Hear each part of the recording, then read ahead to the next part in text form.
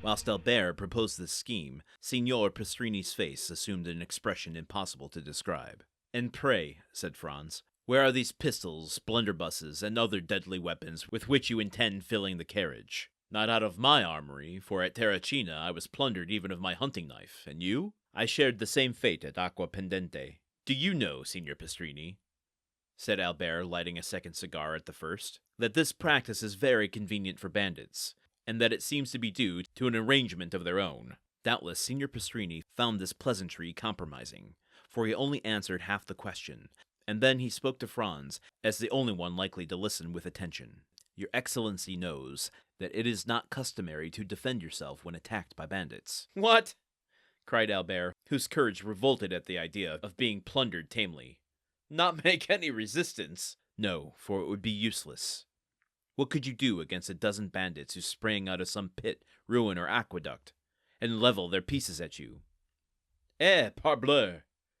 They should kill me." The innkeeper turned to Franz with an air that seemed to say, "Your friend is decidedly mad." "My dear Albert," returned Franz, "your answer is sublime, and worthy the 'let him die' of Corneille.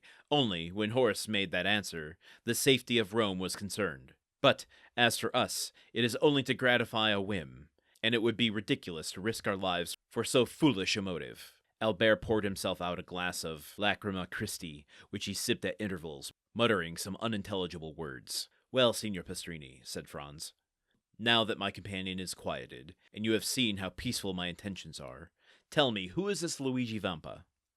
Is he a shepherd or a nobleman? Old or young? Tall or short? Describe him, in order that, if we meet him by chance, like Jean Spogar or Laura, we may recognize him."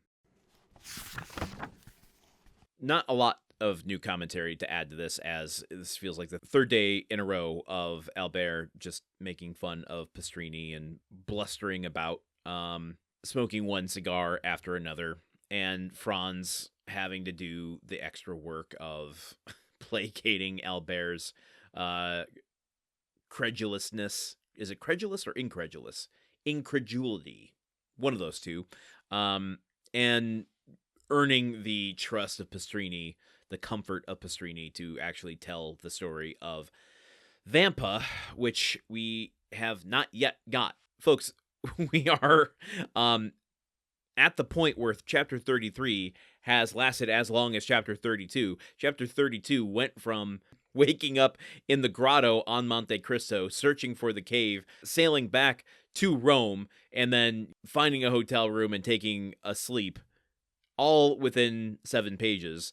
Now we are 7 pages in, and I feel like all that's happened is they've woke up and Albert has made fun of Pastrini for trying to warn them about this bandit. Which, again, I want to pull out my biography. I still don't have it next to me.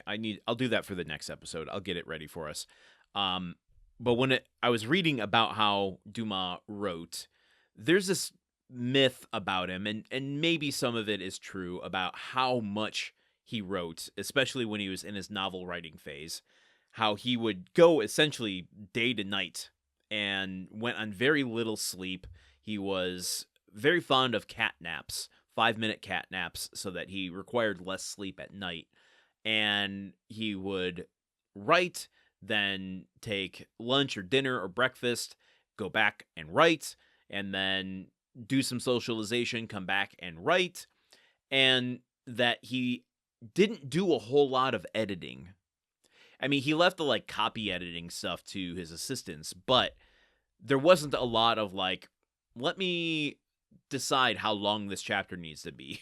What is the does this information need to come out a little more efficiently? The only thing that was really guiding him was that the way these were serialized at the time, you earned more as a writer if you could create engaging, sensational stories that brought subscribers to that newspaper week after week, day after day, month after month.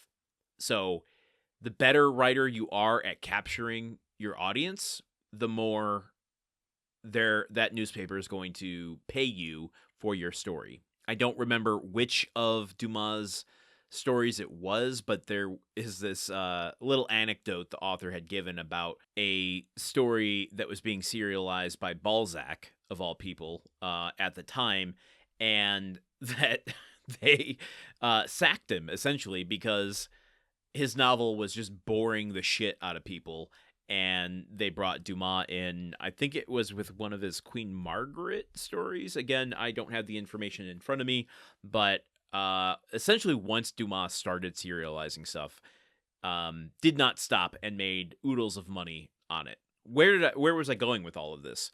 That his compression of time, his expansion of time in how he's getting certain information out. Like, yes, this has been 3 pages of essentially the same exact situation. Nothing has evolved at all. But the playfulness of the dialogue, the characterization of Albert, despite him being a dick, the dynamic between Pastrini, Franz, and Albert are all like a Dumas fingerprint. They're part of his style. This, to me, has felt more like the whimsical nature of Three Musketeers than anything else I've read in this book so far. It's funny, it's dazzling as far as the dialogue is concerned.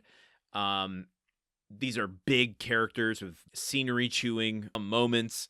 And I think that adds to the variety that Dumas is providing in this story to the serialized audience. You really don't know what you're going to get next, and that makes you want to tune in to the next story. It's kind of a always keep them guessing sort of style. And it's fun. I mean, Dumas, I find, is very deft at this kind of dancing language.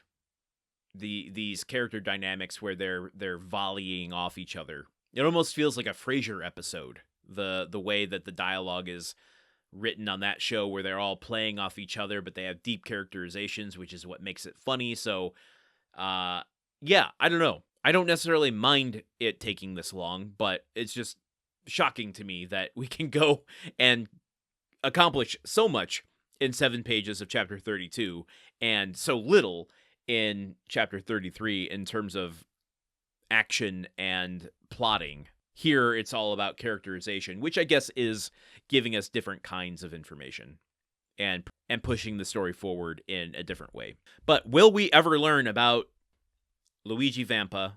I guess we have to come back tomorrow and find out more. No wonder this chapter is so long. I'm starting to realize why now. When I say that, Jesus, we are only 1 week into chapter 33, let me count this. I'm going to count this in real time.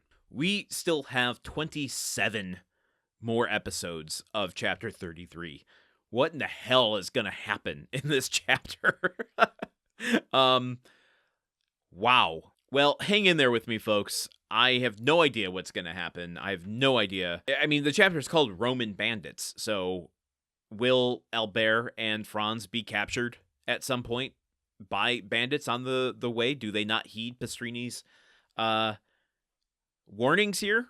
I guess there's only one way to find out, and that's to push forward tomorrow, as we still have almost a friggin' month in front of us of this chapter. So, until then, okay, goodbye. The Countdown of Monte Cristo is part of the Gruntwork Podcast Network.